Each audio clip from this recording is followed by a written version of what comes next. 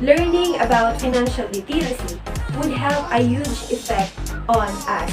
So being financially literate will help us how necessary it is to budget and save money. Every November of each year, the Economic and Financial Literacy Week should be observed every second week. Or a lot of Filipino are not prepared, and one is the things which you like to have. Asset produce cash flows straight to your pocket.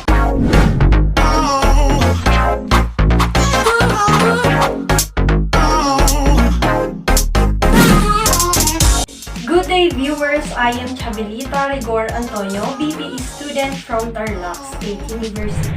And for today's video, we're gonna talk about something about financial literacy. Financial literacy is one of the most important matter in this era because when we say financial, it deals with money, and money is one of the most important things that we need to survive. So in this video, we're going to answer some questions that deals with financial literacy, like what is financial literacy and what are the benefits of financial literacy. We also discuss what are the Economic and Financial Literacy Act, common concept under financial literacy, what is financial literacy in the Philippines, and discuss what is needs versus want and assets versus liability. According to Kanchan 2020, financial literacy is the ability to understand, effectively apply various financial skills, including financial management, budgeting, and investing. Financial literacy is an understanding on how to invest and handle money. Learning about financial literacy would have a huge effect on us. It can make us appreciate the importance of money so that we can properly control our finances. So being financially literate will help us how necessary it is to budget and save money. And it can also help us avoid wasting money for another stuff we just don't need, just like new clothes, cars, shoes, and others. So here are some benefits of financial literacy. Allow us to impart our knowledge of financial literacy to the young generation.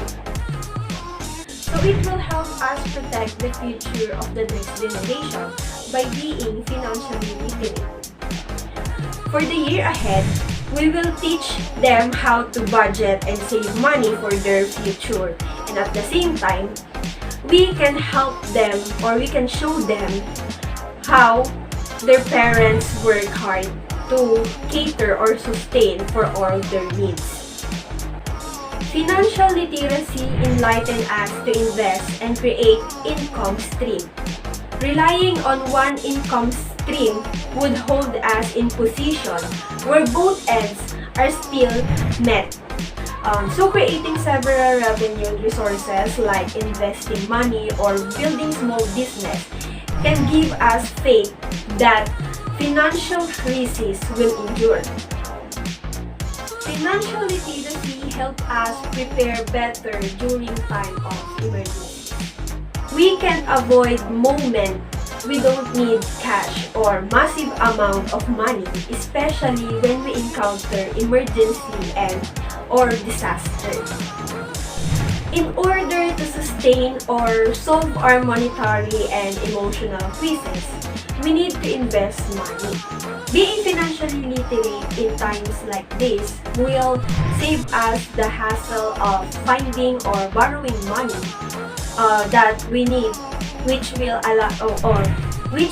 only cause us more problems. So to be prepared for the situations like this, we need to invest money or practice being financially literate. And those are the some benefits of financial literacy. So now, let us talk about Economic and Financial Literacy Act. RA number 10922, or also known as Economic and Financial Literacy Act, is an act declaring the second week of November every year as Economic and Financial Literacy Week. The Economic and Financial Literacy Act, which became law in 2016, states that every November of each year, the Economic and Financial Literacy Week should be observed every second week. The Act also required National Economic and Development Authority as the organization to lead the Economic and Financial Literacy Week in preparing, initiating, and implementing activities. These laws are intended to enable learners improve their financial skills through education and special training programs. It can also help them earn sustainably and to provide insight and tools that will make them informed and grow in their field. And now, let us discuss the common concept under financial literacy. Investment platform is a vital online service which allow you to buy, sell, hold funds. These platforms are not really goods. There are several that allow investors to buy and sometimes keep their investment all in one place online. For example, stock market. A stock market is an aggregation of stock buyer and seller reflecting ownership claims on enterprises, wherein you can purchase stock from another seller and then you can sell them to the another seller as well. Fund refers to a particular amount of money available. So fund is simply means amount of money saved from a specific reason. Finances is the monetary resources of an individual, organization, company, or government.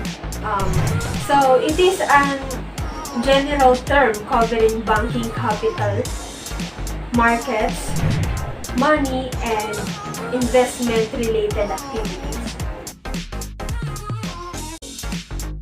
Debit card is a rectangular plastic card used in paying for purchase. This allowed the direct transfer of money amount to the purchase price from the owner checking account to the bank account. A debit card might look like a credit card, but it is different than one. So in order to access fund without having cash withdrawal, a debit card is issued by a bank to its customer. Credit card is a rectangular plastic card which allow user to access credit facilities or allow owner to avail product on a basis of credit. So a credit card allow us to borrow money to make a purchase and it is used by a financial institution. According to Investopedia.com, stock is a type of security that signifies ownership in a corporation and represents a claim on a part of the corporation asset and earnings. Inflation is a substantial increase of price of goods, services resulting to a decrease of the purchasing power of money. Inflation refers to the increase in the price of most regular or widely used products and services such as food. Deflation, or also served as the negative inflation, is the great decrease of price of basic commodities. Deflation is a fall in aggregate level of the price of goods and services. For example, the price index in a store, for example, is the most widely used inflation calculation tools.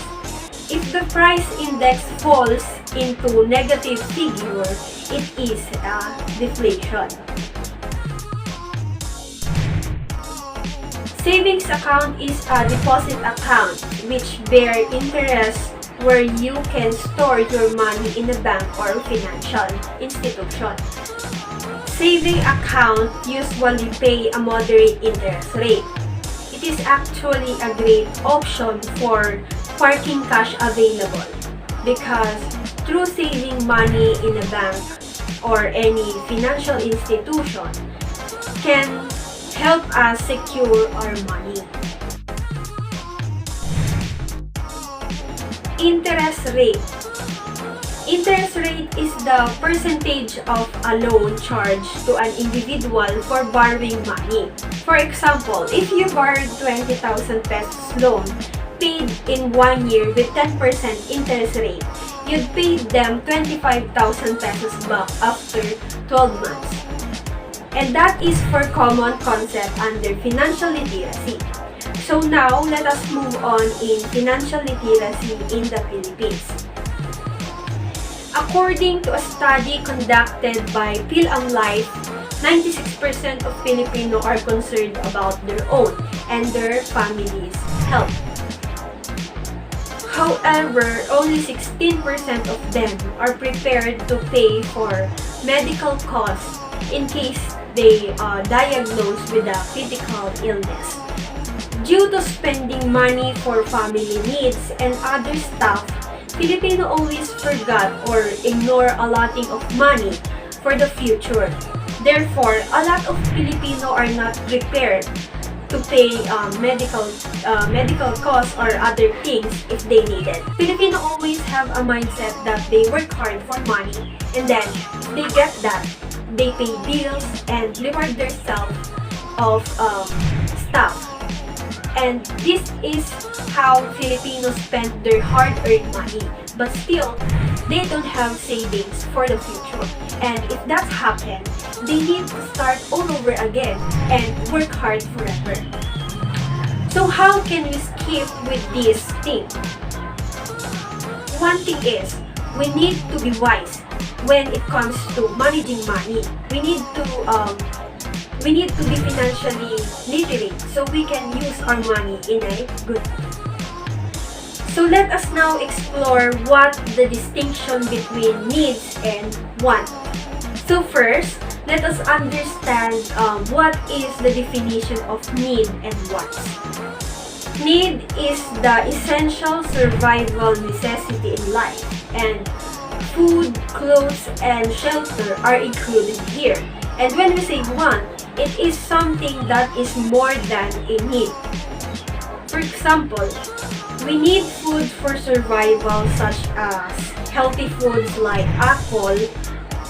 For instance, that apple might be our needs, but if you want something more like burger, fries, pizza, and so on, that would be a want.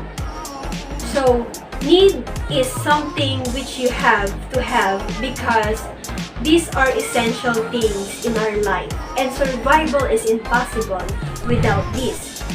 And want is the things which you like to have. Now, let us discuss what is asset and liability. According to the article Reaching Success, asset produce cash flows straight to your pocket. For example, businesses, properties. And while liability is produce expenses or take away your pocket. And for example, car, new home, new clothes, shoes, and more. So simply means, asset is what we own and liability is what you owe. And that's it for this video. Thank you for watching.